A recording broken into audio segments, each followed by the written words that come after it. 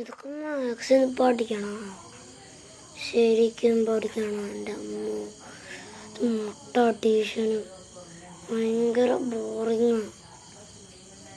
എന്തെങ്കിലും ചെയ്ത് സ്കിപ്പ് ചെയ്യണം.